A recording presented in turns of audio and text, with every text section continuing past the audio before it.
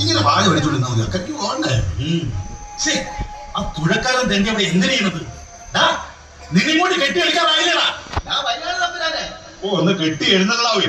അയ്യപ്പൻ പിള്ളേ,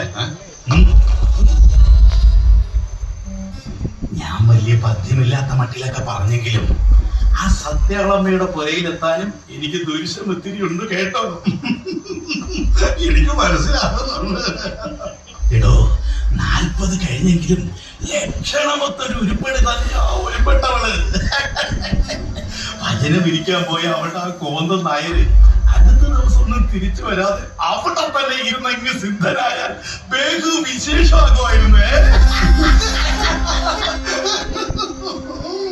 അപ്പോ പുറപ്പെട്ടാലോ തമ്പുരാനെ? വേണ്ടടോ, ഇവിടെ അങ്ങ് പൊറുക്കാം. അവൻ കുശലം ചോദിക്കാൻ വന്നിരിക്കുന്നു. എങ്കിൽ പിന്നെ അയ്യപ്പനുള്ള പൊക്കോ.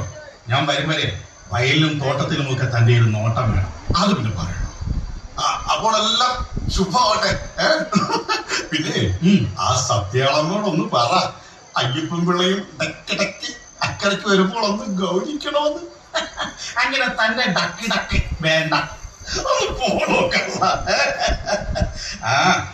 അതേ എനിക്ക് മതിക്കട്ടെ, എന്നിട്ട് അന്നേരം ആലോചിക്കാം. ഓ അടിയൊരു ആഗ്രഹം പറഞ്ഞു പോയതേ ഉള്ളേ. എനിക്ക് പിന്നെ രാത്രി യാത്രയില്ല. ഓ കാര്യങ്ങളൊക്കെ